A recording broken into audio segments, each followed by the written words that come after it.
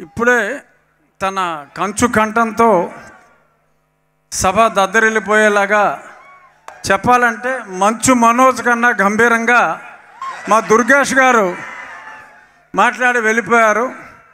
ఆయన మాట్లాడిన తర్వాత నాలాంటి వాయిస్ వీక్గా ఉన్నవాళ్ళు మాట్లాడటం చాలా కష్టం. అయినా ఈ సినిమా గురించి మాట్లాడాలి. నాకు ఎంతో ఆప్తులు విశ్వప్రసాద్ గారు. తరచూ నేను సినిమాలు తీయకపోయినా రెగ్యులర్గా మేము టచ్లో ఉంటూ ఆయనకి కొన్ని సూచనలు ఇస్తూ ఉంటాను. ఈ సినిమా మటుకు ఇట్స్ ఏ విజువల్ వండర్. యువ కథానాయకుడు తేజ సజ్జా చాలా అద్భుతంగా నటించాడు. నాయకుడిని మించి ప్రతి నాయకుడు, యాంటాగనిస్ట్ అంటారా, విలన్ అంటారా, ఏమంటారో కానీ మా మనోజ్ అత్యద్భుతంగా, అంటే ఎప్పుడైనా సరే ఆ ప్రతి నాయకుడు పాత్ర పవర్ఫుల్గా ఉంటేనే మరి చివరిలో ప్రతి నాయకుడిని తుదముట్టించే హీరో పాత్ర అంత ఎలివేట్ అవుతుంది. తేజ ఎక్స్ట్రాడినరీగా కష్టపడ్డాడు. మనం ఏదో విజువల్ ఎఫెక్ట్స్ అనుకున్నాం, ఎంత కష్టపడ్డాడో ఇందాక చూపెట్టారు ఆ సినిమా మేకింగ్ షాట్స్లో. ఎంత ఎదిగినా ఒదిగి ఉండటం అనేది హీరోకి చాలా అవసరం. ఎంత వరుసగా 3 హిట్లు వచ్చినా చక్కగా ఒదిగి ఉండే Teja Sajja is going to be unstoppable hero. రాబోయే రోజుల్లో అత్యున్నత స్థాయికి తేజ బాల నటుడిగా స్టార్ట్ అయ్యి మరి ఈరోజు ఎంతోమంది అభిమానుల హృదయాలు చూరగొన్నాడు. రాబోయే రోజుల్లో మరిన్ని బ్లాక్ బస్టర్స్ ఇచ్చి అందరు హీరోల్లాగా సంవత్సరానికి 1 సినిమా కాకుండా కనీసం 3 సినిమాలు చేయాలి. నువ్వు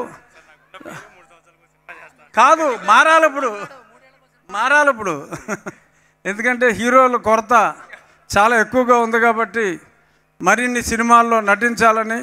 ఇక ఈ సినిమా గురించి వస్తే, ఫ్యాంటసీ సినిమా, జనరల్గా ఫ్యాంటసీ సినిమా అంటే అర్థం లేకుండా ఎలాగైనా తీయొచ్చు.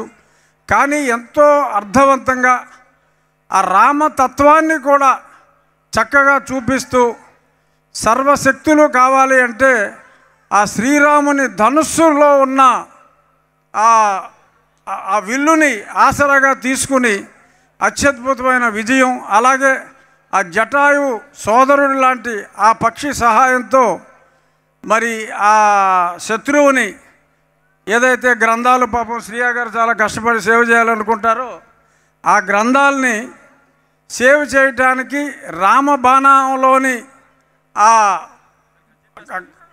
కాదా అందరూ చూసారా ఇక్కడ, దాన్ని ఆసరాగా చేసుకొని ఒక పక్క రామతత్వాన్ని, అంటే ప్రతి హిందువు కూడా కంపల్సరీగా చూసే విధంగా ఈ చిత్రాన్ని మలచిన కార్తీక్ ఘట్టమనేనికి హ్యాట్స్ ఆఫ్.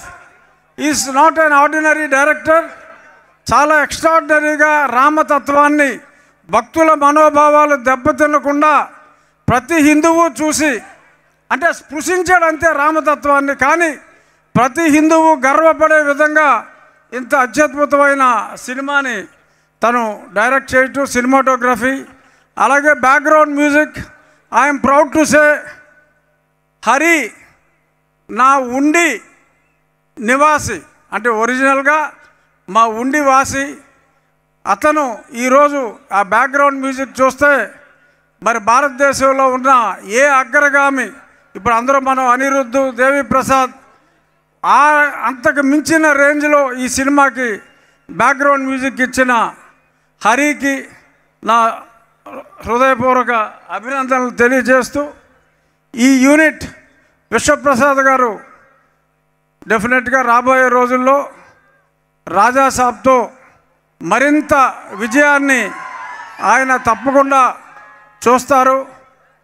ఇక నుంచి శ్రీరాముని ఆశీస్సుల లేక ఆయన స్వయం కృష రాబోయే రోజుల్లో బ్రహ్మాండమైన హిట్స్ పీపుల్స్ మీడియా నుంచి రావాలని, మరిన్ని ఉత్సవాలు మన విజయవాడలో చేసుకోవాలని చెప్పి మనస్ఫూర్తిగా కోరుకుంటూ, before I conclude, heroine Ritika చాలా నిజంగా బొమ్మలాగా ఉంది. ఎందుకంటే ఆ సినిమా చూసినప్పుడు ఇంత మునుపు కొంచెం ఒక టాక్ వచ్చింది ఏంటంటే, ఏఐలో హీరోయిన్ని తయారు చేసేశారు, నిజంగా ఆ సినిమాలో హీరోయిన్ లేదు అని చెప్పి. There was some publicity earlier that only AI created heroine is there in the film. But she looks like AI created heroine. You look so pretty, and I wish you would act in many more films in our People's Media banner.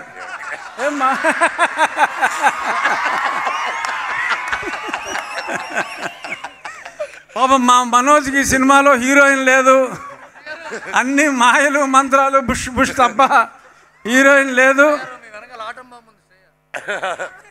అంటే ఆవిడ heroine కాదుగా ఈ సినిమాలో, తల్లి.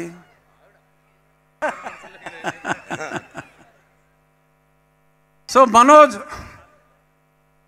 ఇలాగే నాయకుడిగానే కాకుండా ప్రతి నాయకుడిగా మరింత రాణించాలని. ఎందుకంటే మా మోహన్ బాబు గారు మేమందరూ ఎప్పుడో కొన్ని దశాబ్దాలుగా స్నేహితులం కాబట్టి, మనోజ్ ఎంత స్థాయికి ఎదిగినప్పటికీ నా దగ్గర